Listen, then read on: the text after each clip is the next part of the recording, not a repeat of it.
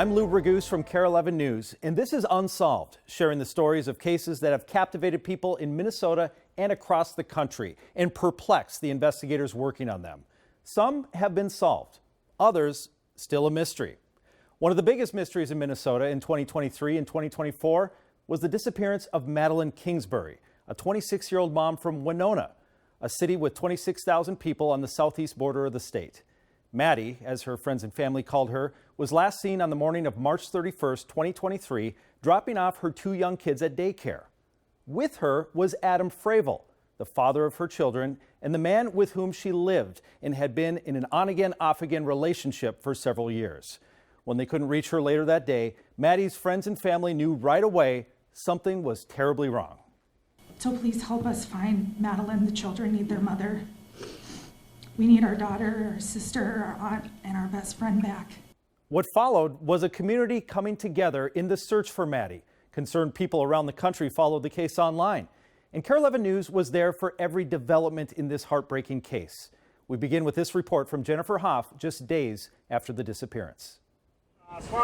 Some 500 volunteers filed onto buses from the Goodview Fire Department, prepared to look for Maddie Kingsbury, missing now for 1 week. We remain very hopeful that we will bring Maddie back home to her family. Local authorities say they're searching Winona, Fillmore, and Houston counties for the 26-year-old, last seen dropping her children off at daycare with her partner, who later left in Kingsbury's van.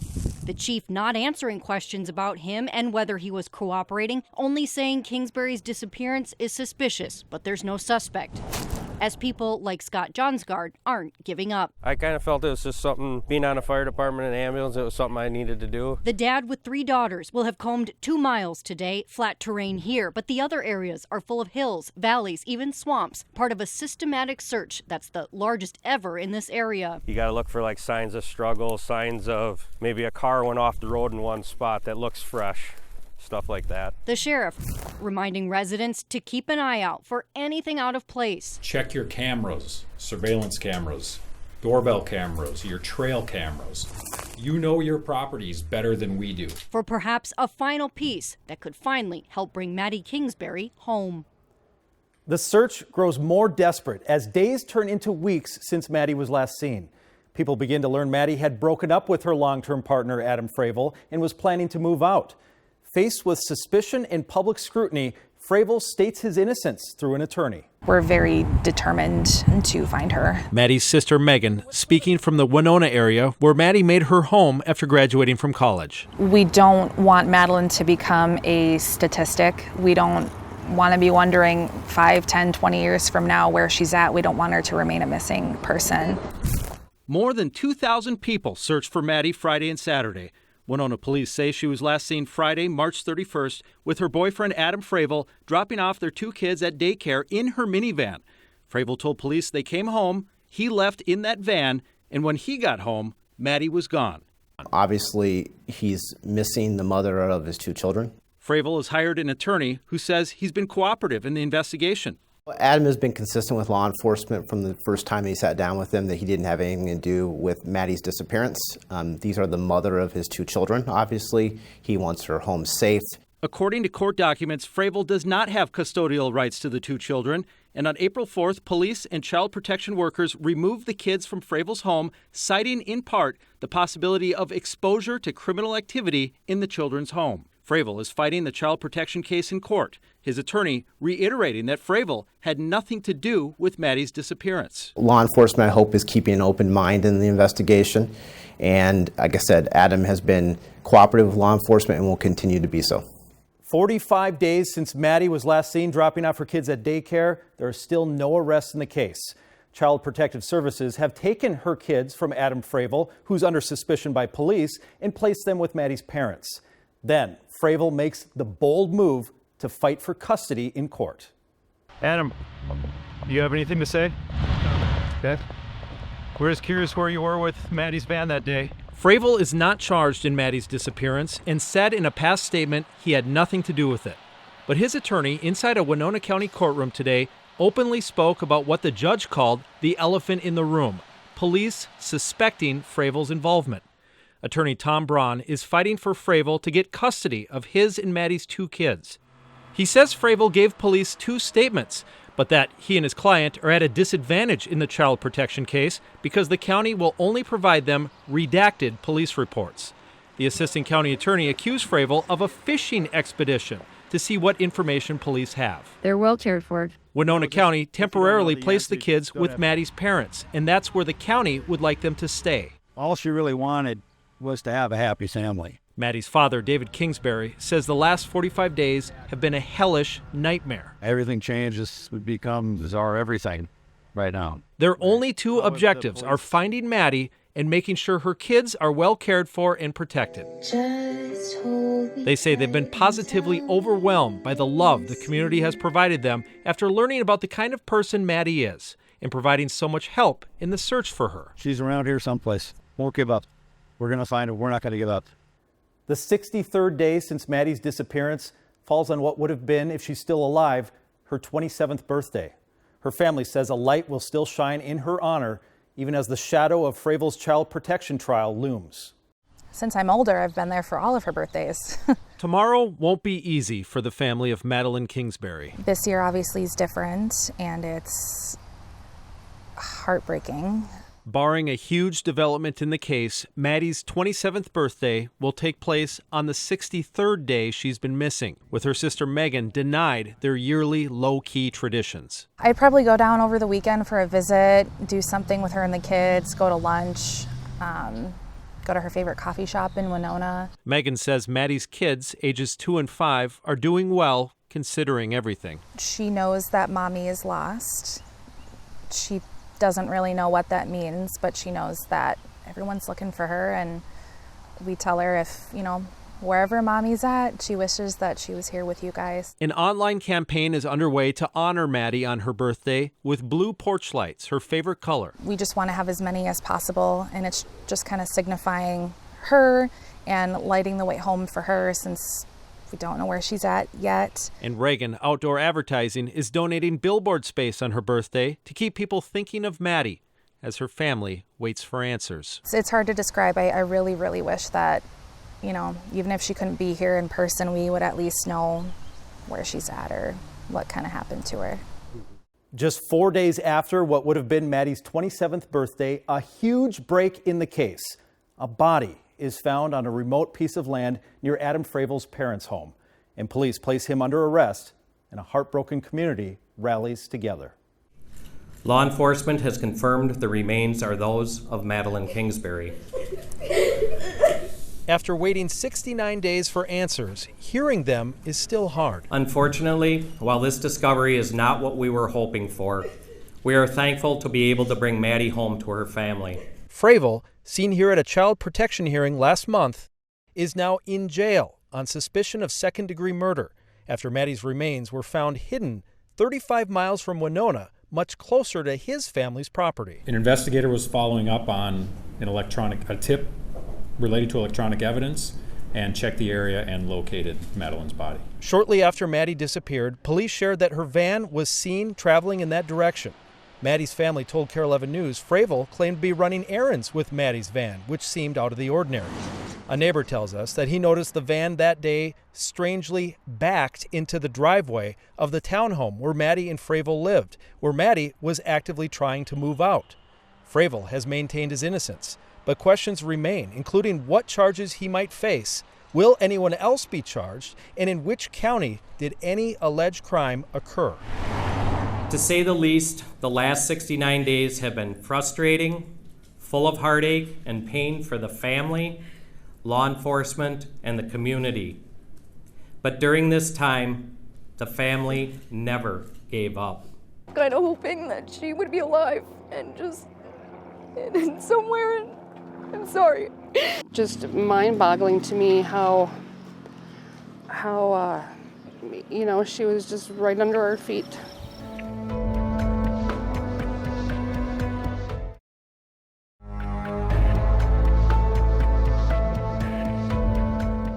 While the puzzle pieces start to come together surrounding Maddie's death, her loved ones come together to find peace. I encourage everyone to Today, take comfort in the fact that she's at peace. Madeline is no longer alone, and she's no longer suffering. Maddie was a clinical researcher at the Mayo Clinic, but her favorite title, it was mom. We will all take on the task of nurturing, encouraging, shielding, and loving her children. Over these past months, myself and my family have met countless individuals and groups who can attest to the joy she put out into the world. She deserved reciprocation 10 times over. Family describes her as a gentle soul, gone too soon. She was cruelly and unfairly taken from the world. Rightfully so, we are angry and hurt, and at times bereft of any feelings at all. We now only recently have been able to try and grieve and someday heal, and it'll take a long time. That's okay. Madeline, we will forever hold you close in our minds, in our hearts. You'll never be forgotten, and your story will never go untold, and we love you very much. Piecing together evidence, prosecutors charge Adam Fravel with murder. And court documents lay out details about his relationship with Maddie and links to the crime that the public didn't know until now. The body of Maddie Kingsbury was found in a Fillmore County culvert, court papers say, with a knotted towel around her neck, wrapped in a bedsheet that police say was missing from the home she shared with Adam Fravel.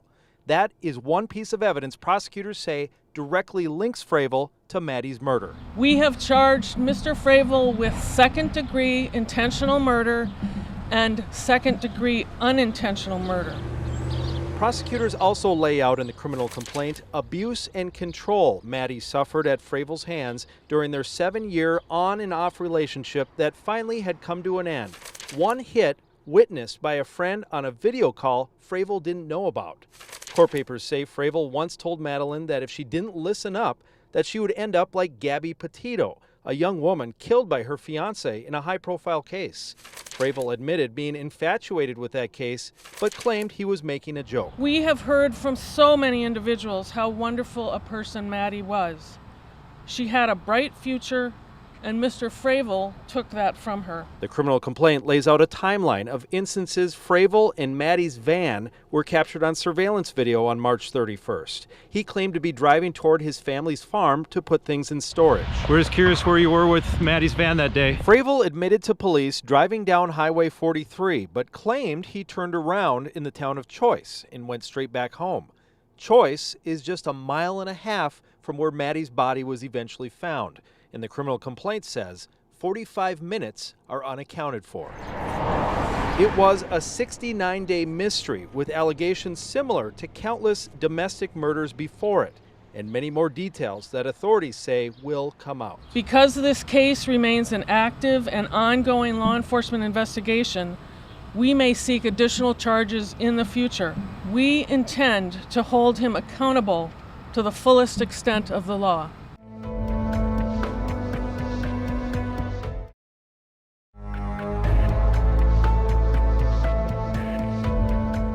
Finally, more than 18 months after Maddie was murdered, Adam Fravel's trial begins. Moved across the state to southwest Minnesota because of the amount of exposure it's received. Did Fravel kill her? Was it premeditated? And did it follow a pattern of domestic abuse? Those questions are all centered to this case. As Fravel argues, police zeroed in on the wrong person right from the beginning. In custody since June of last year, Fravel swapped jumpsuit for suit in day one of his trial. State prosecutor Philip Prokopowicz set the tone, telling jurors they will learn how Fravel and Kingsbury shared a townhome with their 2 young kids, but were separated romantically. That Kingsbury told friends of incidents indicating domestic abuse and wore long sleeves to hide bruises, and that she began dating someone else before vanishing in March last year. Her decomposing remains not found until nearly 70 days later. His attorney, Zachary Bauer, potentially casting doubt over how Kingsbury's remains were found. He told jurors the same area had already been searched many times. And following those intricate opening statements, the state called its first witness, a young Winona officer who first went looking for Kingsbury at the shared home. In his opening as well as cross, Bauer implied police failed to collect a sample of what could have been critical DNA evidence. Vomit they spotted on an outdoor staircase. He repeatedly told jurors to focus on what witnesses did not do. A Winona investigator also took the stand, and the state showed about an hour and a half of body cam footage from when investigators first questioned Fravel. He's seen cooperating with officers, showing them multiple texts he sent Kingsbury asking where she is the day she did not come home. The fact Maddie's body was found more than 2 months after she disappeared presents challenges in court for the prosecution. Medical examiner Dr. Ross Zumwalt testified that her body's decomposition made the autopsy difficult. But he testified that asphyxiation, lack of oxygen, was the most likely cause of death. But I don't know if it was caused by compression of the chest, blocking of the airway, compression of the neck. I don't know what the exact mechanism would have been, he said. Dr. Zumwalt testified that Maddie's body was wrapped in a dark gray fitted bedsheet, which prosecutors say matches a set of bedding found at the home she shared with her ex-boyfriend Adam Fravel. And Dr. Zumwalt testified that a bathroom towel was wrapped around Maddie's neck in a slip knot and that it was tight enough to obstruct her breathing. Prosecutors made sure Dr. Zumwalt testified that there would likely be no blood if that was the case, as police found none in the couple's home. Other witnesses have testified that Fravel stood to benefit financially from Maddie's death because her children would receive a $170,000 death benefit. And others testified that Fravel was nearly completely financially dependent on Maddie and that she was looking for a new place to live. In cross-examination, Fravel's attorney attempted to cast doubt on the certainty of the medical examiner's findings, noting that the towel was not centered around Maddie's neck, but rather wrapped around her entire face and neck. After that, the prosecutor got back up and asked him whether the towel across the face could cause asphyxiation, and the medical examiner answered yes. As testimony in the Adam Fravel trial enters its third week, the prosecution is wrapping up its law enforcement witnesses. BCA agent Joe Swenson testified about the location Maddie's body was found and how he thought several large logs appeared to be placed there on purpose to hide the body. He also offered an explanation as to why it took so long to find the body, despite searchers being in that area. Quote, as good as it is to have citizens come out and help search, they don't know what they don't know. They can be shoulder to shoulder and still step over a body. If they don't have the training and expertise, it can be very easy to miss. It's essentially finding a needle in a haystack, he said. Agent Swenson also showed the jury how he found black duct tape while searching the garage at the townhome where Fravel and Maddie lived, tape that Swenson said looked the same as the tape wrapped around Maddie's body. Then Winona Police Sergeant Adam Bromerick showed the jury photos of Fravel taken 1 week after Maddie's disappearance that he believes showed signs of a struggle. Fravel had scratches on his face and bruises on his chest and arm and a ring of bruises around his forearm. The most emotional testimony of the trial comes as Maddie's family and friends share stories of abuse they witnessed or were told about. Maddie Kingsbury's mother, Krista Holkgren, and her father, David Kingsbury, each gave testimony about their daughter's relationship with Adam Fravel, alleged domestic abuse, and the final days of Maddie's life from their perspective. They both testified about an incident they said was very traumatic for their daughter, when Fravel allegedly grabbed Maddie by the throat, pushed her back into the couch, and told her if she didn't start minding him, she'd end up like Gabby Petito. I couldn't believe that, Krista testified. It was shocking to me. I asked if she was okay and the kids, and I suggested maybe they vacate the house for the weekend and stay with her dad. David testified to the defense's objection that Fravel would gaslight his daughter, and after a few days of staying with him and his wife, Maddie and her kids returned to Fravel in Winona after he insisted it was just a joke. Both parents testified that in mid-March 2023, Maddie told them she ended her relationship with Fravel and was looking for a new place to live. In the days leading up to her disappearance, Krista testified that Maddie told her Fravel was acting strange. She was telling me that Adam was kind of following her around the house, looming around her, making her feel kind of uncomfortable, she said. The day before Maddie disappeared, Krista said she suggested Maddie work remotely from her best friend's house because it was so stressful in the Winona home that she still shared with her ex-boyfriend and father of her children. The prosecution rests its case after linking Fravel to the crime scene and several other relevant locations. Now that the state has rested its case against Adam Fravel, the big question that remains is whether he will take the stand and testify in his own defense. Fravel is charged with second-degree intentional murder, first-degree premeditated murder, and first-degree murder with a pattern of domestic abuse. The jury heard testimony that Maddie finally was leaving Fravel and was looking for a new place to live with her kids. Prosecutors said that would have resulted in Fravel losing his financial dependency on Maddie, and with her death, he would have access to a life insurance payout that went to her kids.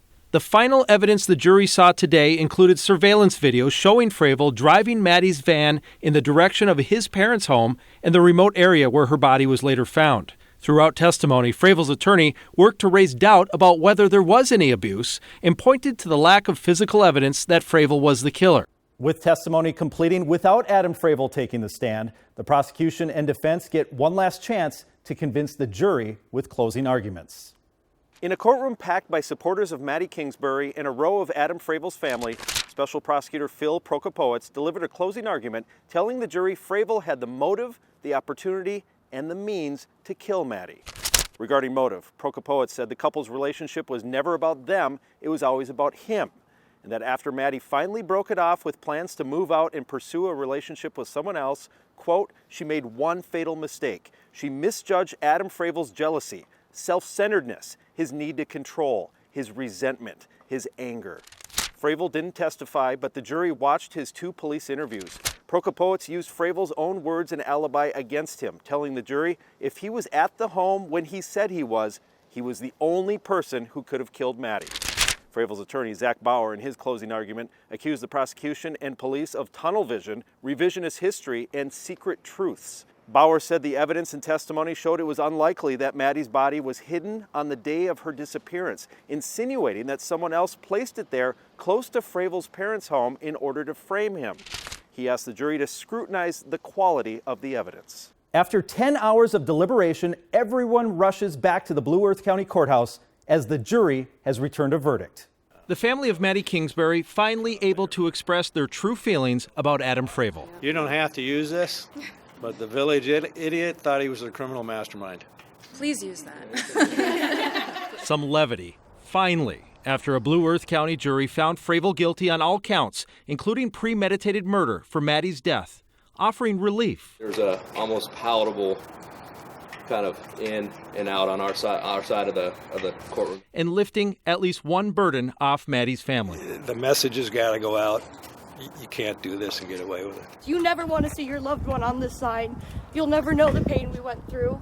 The jury believed the testimony of Maddie's friends that Fravel abused Maddie. Without corroborating reports or photos, the defense accused them of making it up. We've been called liars, colluders, bad friends, the cause of her death.